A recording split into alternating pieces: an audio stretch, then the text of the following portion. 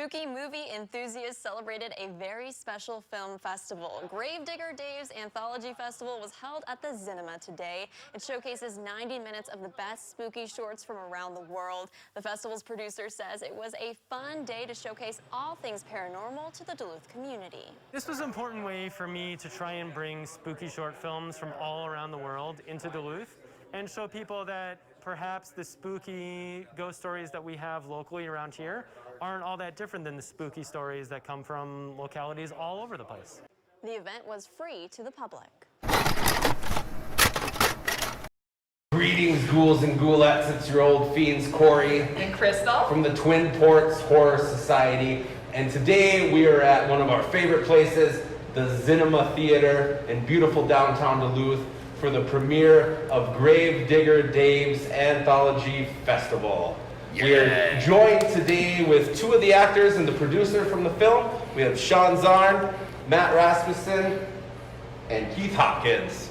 So, I mean, obviously you guys got to be excited for the premiere. Let's talk about how you get to this point. This is a sequel. Yeah. So after the first movie, let's talk about the gears get turning and what ideas you come up with to do the sequel. Yeah, so we premiered the first movie on March 1st of 2020. So right before the pandemic hit, and then the pandemic hits, and I'm stuck at home with not much to do, and my gears start to turn about the sequel. And I had already had this idea of submitting, putting out a call for submissions for short films a long time ago. And I was like, all right, this is the time to do it. Because there's tons of short films out there in the world. No film festival is happening this year, so all this content with nowhere to go. So then I reached out to these guys.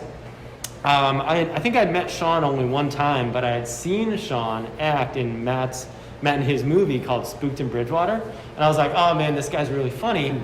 And I know he's friends with Matt, and I'd like to do something with him someday.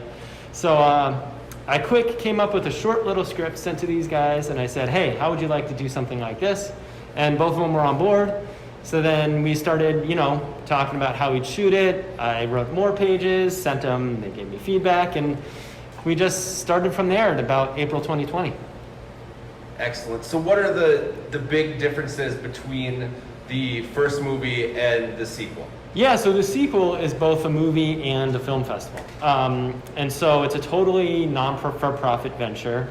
So that, this is not going to be on Amazon or anything. It's just going to go up online for free. And people submitted their short films to me via a site called filmfreeway.com from all over the world, all continents. We got 200 submissions, which was just amazing for a first-year festival. And I think that speaks to the conditions of the pandemic, where all these people are like, what am I going to do with my short film? All the film festivals got canceled.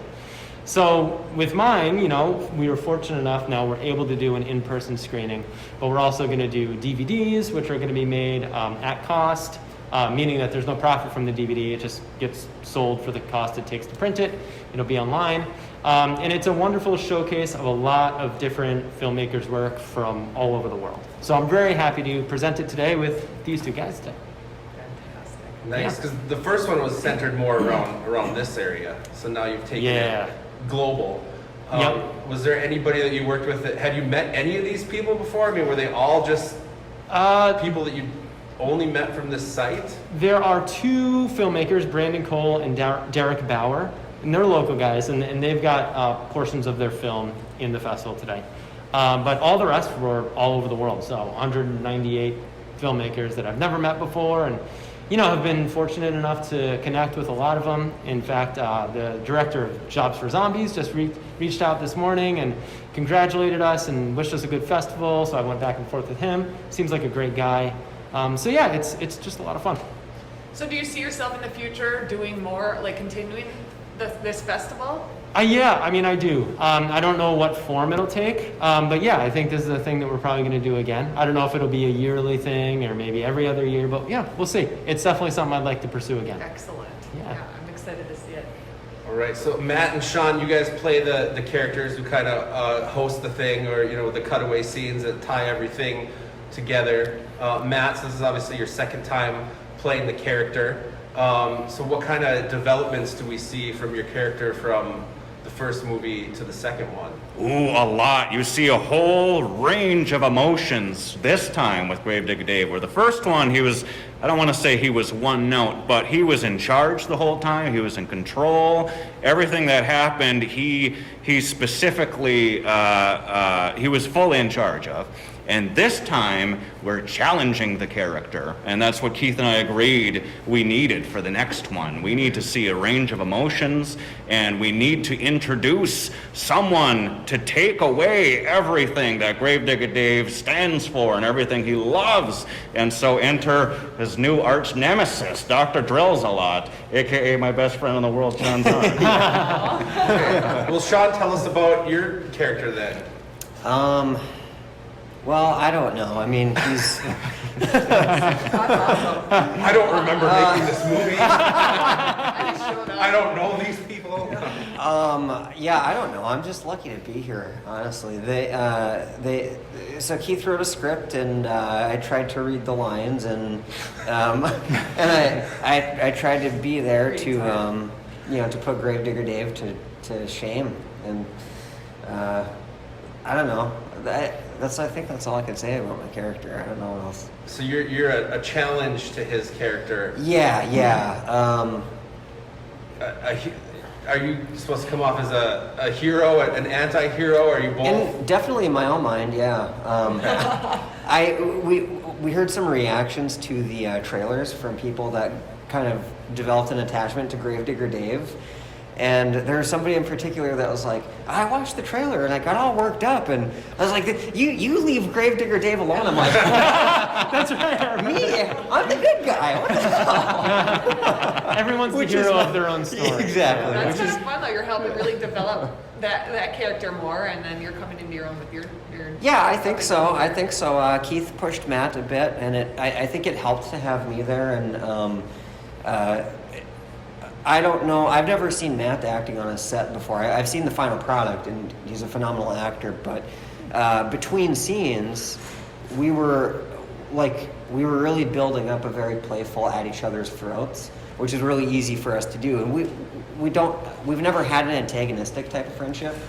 Yeah, exactly. And I showed up, and I started jeering him and like, I'm gonna fucking kill you, son of a bitch. really that kind of So stuff. were all those parts written before the submissions came in, or did things kind of have to adapt depending on the other stories, or was it just like, we have this part that we made and we're gonna plug and play the things that come in?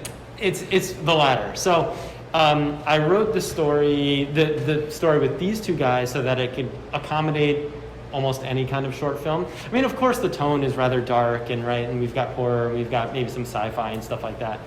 But it was written so that really any stories could be plugged into it. I'd say some tweaking happened in the edit where I'm like, all right, well, this section is going to go with this section with these two guys is going to go well with this short film. And then from there, I've got this other section with these two guys that'll go with that other short film. So, it was kind of written to go with just the best of what got submitted to me. Yeah. So of the whole process, do you have like a favorite part of putting the whole thing together? And Favorite part of putting it all together, I think the edit, because every stage before editing is kind of filled with anxiety. It's like, I like wrote the script. I'm like, all right, is this all going to work when I shoot it? And then I shoot it. I'm like, all right, I think that worked, but I'm not going to know if it really worked until I start piecing it together. Sure. And so there's a whole lot of like self-doubt that goes into it until I get to that editing phase. And I'm like, all right, I can see like this went together the way I intended it to, at least to a certain degree. Now the next stage of anxiety is, will people like it? But at least I know like I put something together that I feel very confident about and I'm very proud of. So the editing is the best part for me. Yeah. So how much filming did you have to do then? I mean, obviously you're getting all these videos sent to you. So how much time was spent locally doing the filming, and kind of, if you want to talk about where you did some of the filming and how much fun you guys had on set? Yeah, we were in the Duluth Depot, which I had a blast there, being in there after hours in the dark. Did you see the lady in white? No, we didn't. We were hoping. I felt a hand on my back at one point, which was a really weird experience. We were I said to these guys, I'm like, hey, we need to respect this space, all right? So we're not going to go where we're not supposed to be. And so we were in between these two train cars. There's a do not enter sign. I'm like, hey guys, let's go in here. So I'm walking backwards with the camera and they're following me. And I thought I felt something on my back stopping me. I'm like, all right, cut guys. I thought I was walking into like a cable or like a display. I thought I was walking into something. And I said cut and I turned around and there was nothing there. And I'm like, oh, and goosebumps ran up and down my spine. I'm like, all right, let's get the heck out of here. Yeah. Because we knew that the place was haunted, right? Sure. That's been plenty documented. We know that there's spirits there, and I'm like, we need to respect the space of these spirits, and here I was not doing that. So I'm like, that was a mistake. We shouldn't have done that. So He didn't tell us about that hand thing at the time. Till later. yeah, I didn't want to create a stir. Well, it's probably wise. Because then it would have turned into a ghost hunt. I would have been like, hey, equipment, let's start busting around. Yeah. That would have stopped everything. Matt had his camera, so I'm like, if I say that I just had a ghost encounter, we're done. Yes. Yeah. So the depot was the place that was Yeah. your parts were all filmed. There's Yep, some yeah. there's some other local segments in it. One happened in Sauk Center, Minnesota, which is down way south of here, at a supposedly haunted hotel. Some other scenes happened way north of here in Grand Marais, where I interviewed a filmmaker named Brandon Cole about his ghost hunting experiences up there. Okay. Those are pretty short sequences. The most of the local stuff was shot here at the depot. Very cool. That was a fun night indeed, was Yeah, it let's not? elaborate. Let's Yeah, hear. those Oh, are my Was it all God. done in one night? Yeah. Oh, okay. Yeah, the main stuff, I thought for sure we'd have to do several, because we did several shoots on the first one, and I thought, well, maybe we'll do 2 or 3 nights or whatever it is. So, like, I figured we'd have to come back and at least do pickups or something for at least a second night. But no, we did it all in Nailed one it. night. And It was you the know most when you fun. see it, because you're like that too with filming. Like when you see it, you know. Kind of. Just get it done. Yeah. No, Keith is kind of like that. You yeah, have a good eye He's an for it, absolute sure. machine. We were between every scene, we were shocked that we were done, and I kept asking too, like, are you sure you got what you needed from me? And he's like, yeah, I got the shot. We're moving on. Yeah. Okay, great. I think I learned in between the first one and this one not to be too precious about things, and it's more about getting it done than getting it perfect. But then I think once you adopt that attitude, you become more free to just capture things that are just happening instead of being like, oh, well, I wrote this and I imagined it like this. It's like, who cares what you imagine? Just get the guys together, get some talented people, working behind the camera with you. So we had Adriana Buckner on lighting and Matt Dressel on lighting. Just assemble talented people, spray some fog in the air, assemble the lights in a cool way, and just shoot stuff. And that's what we did for this one. We just tried to have fun with it. That's fantastic. And it was super easy to follow Matt. Matt was the first one to shoot some scenes, and like just absolute pro, and like perfectly capturing Gravedigger Dave, just like right out of the gate. Big booming voice on like the first scene. I was like, oh, this is so great. So, So made it were you super supposed easy for me. to be in character? Like, do you run around like as Gravedigger Dave for like a month to sort of prep yourself, or you have that ingrained in you now? Oh, he never leaves. He never leaves. Yeah, he's always there. Like when it comes to like trying to memorize the script, that's a whole process. I'll pace around the house. I'll get really into it, and I probably piss off my neighbors quite a bit. I'll like make a whole bunch of notes, and then he's gonna say it like this, and I'll get like really into it. And there was a little bit of that, like when we were on set there. We were Yep. pacing around, and we were like trash talking each other, Yeah. and oh, it was fun. It was like going out and just spending a night with your best friends in the world. Like there was no pressure. Yeah. And when I wrote the character of Gravedigger Dave the first time, it was written because I had recently met Matt, and like we talked about maybe doing a short or something, and I was like, what character would I write for Matt to play? So if Matt had said, I can't do a short film, I probably would have shelved the script and never made it, because it's not like, I'm gonna write this character, who should play it? It was like, I know a guy who wants to do a short, what character can I write for him? So that's Matt super very cool. much like is Gravedigger Dave in my mind. Aw, that's the sweetest. It's not like, it's not like for the sequel. It's like, who wants to play new Gravedigger Dave? No. No. This is like the Robert Englund to Freddy Krueger. Heck You yeah. can't recast this. There'll be about 9 of them, and then when it gets rebooted, you'll have to find someone else. then. Yeah, seriously. I'll be in my 80s like, screw that reboot. Serious question though: is Gravedigger Dave going Oh I yeah. hope so. Yeah, definitely. So many of the greats have been to space. Jason know, went to That's- space. I mean, Leprechaun set went on to space. space. Yeah, we'll have to save it for the 10th one. Gravedigger Dave X. Yes, let's do that. Hashtag send them all to space. Yeah. My new campaign. Nice. Should have been space. So let's see. Now you guys had worked together before, but you said you hadn't acted together before. Yeah, not exactly. Not in this capacity. Right. Yeah. So Matt has usually had to fill in for a role in his own movies. It's all, low budget or no budget stuff that we've done, and then you're not paying actors, so you don't have pros, and you just have to deal with people like me and hope that we're accountable to our word. And usually somebody's going to have to drop out for some reason. So in Spooked in Bridgewater, Matt and I have about equal screen time, and we were rarely on camera together. A couple times. Yeah, sometimes you see those two just kind of going back and forth. Yeah, on things. but his role in that movie was mostly that he was the director and producer. So yeah, I think other than that, we haven't really acted together. Not on screen like that, yeah. When we Yeah. first met, we met in college in a theater class, and we did some stage stuff together. That's true. And that was awesome. Yeah. And then that's when I scooped him up, and I was like, you are my actor now. for Hi. things." I own you. That's great. So he became my Bruce Campbell very early on, and he would star in all my shorts. And then when it came time to make the full length, Spooked in Bridgewater, he was definitely going to be one of the leads. And then it was a total accident that I was in that movie because one of the leads had dropped out, and it was like we were in production. We were actually shooting the movie, so I had no choice but to step in. And then that's when we had scenes together, and then I had to actually edit myself into that movie and like reshoot some stuff with that previous actor. Slight nightmare, but it all worked out, and then that's how we knew we had the screen chemistry and stuff. Yeah. So it's always been stuff within like my projects. We've never done something for someone else. So that was cool to be able to Yeah, just that was awesome. step outside of the director bubble and just be Be directed. yeah, be directed. I love that. Now, Keith, do you ever get on the other side of the camera? No, I'm terrible. Yeah. I can't act. I doubt that. Honestly, I don't want to act either.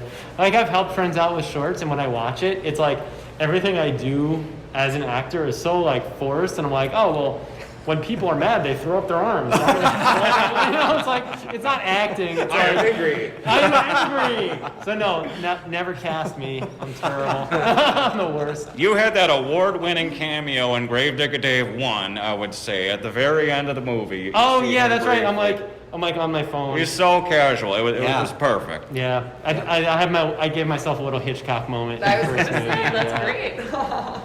So have you two seen the finished product yet, or is this you're gonna first see it today? This will be the first time. Yeah, this will be the first Yeah. one. I've seen, I think, any of the clips that have been publicly released, which is what, one? There's a clip- one, one like, or two, nine one or two minute clips clip. and one Yeah. trailer or something. Something like that. Yeah. So I haven't seen anything else. I'm really excited. Were you given the option to watch it before this? Well, I didn't ask for it, and No. I don't think we would have gotten No. a chance to see it. The only one who's seen it is my wife. Okay. And she doesn't even like horror movies, but she thought it was okay.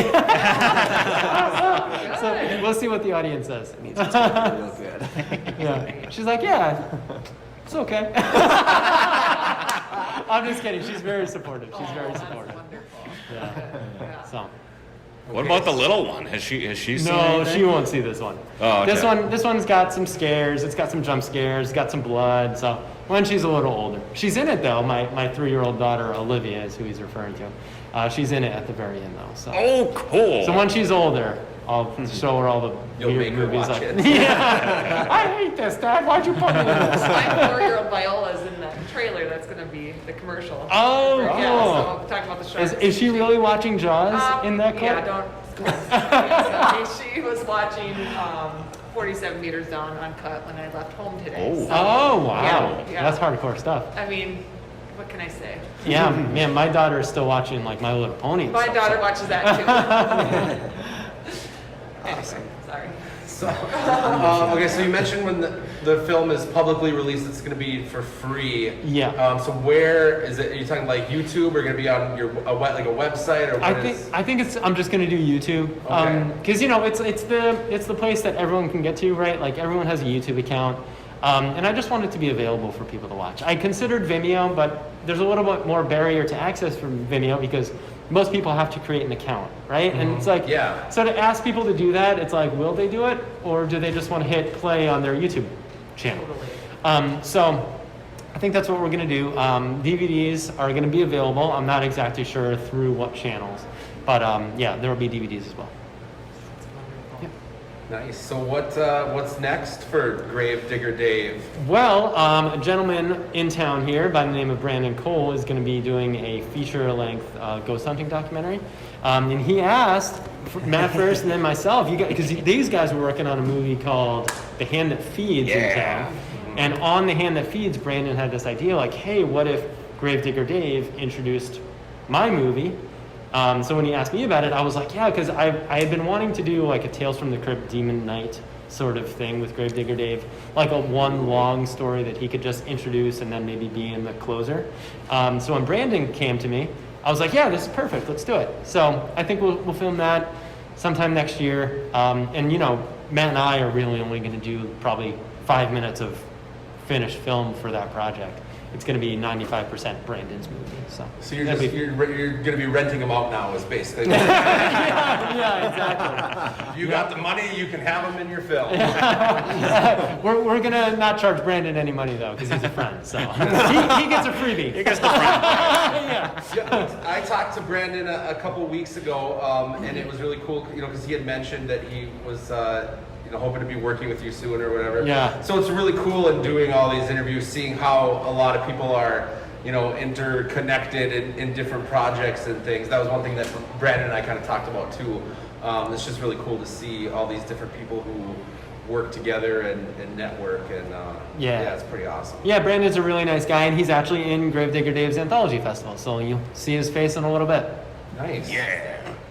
Well, is there anything else that you want to tell the people about the movie, or any other subjects we should get to before we stop talking? I'm good. That's how these things end. We just stop. We just kind of stop. Well, thank you so much for coming. This is exactly the size group that I wanted. Just a movie amongst a small group of friends. This is awesome. So thank you all so much for coming. This is Gravedigger Dave's Anthology Festival. So what this is a collection of spooky and bizarre shorts from all around the world. You're going to see shorts from China and South Korea and Germany and all around the United States. You're going to see short clips from short films from even more places. And hopefully they all come together into something that is cohesive. So Matt Rasmussen, Sean Zarn, Matt Tressel, Adriana Buckner, and myself filmed the wraparound segments that tie all the short films together, and we shot those in the depot about 10 months ago or so, I believe. And yeah, I mean, I hope you guys enjoy it. Please tell me what you think. If you see a short film that you like, let me know, and I'll get you in touch with the filmmaker so you can tell them that you enjoyed their work. Because really, like, a lot of really talented people submitted a lot of really great work to this project. So I'm really happy to present it today. Thanks, guys.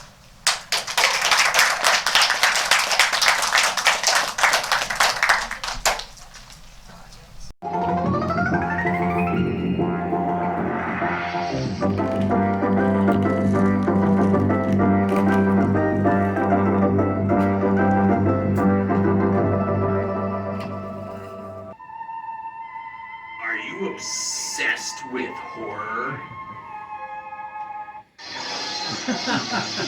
Yeah! You're chopping f***ing head off!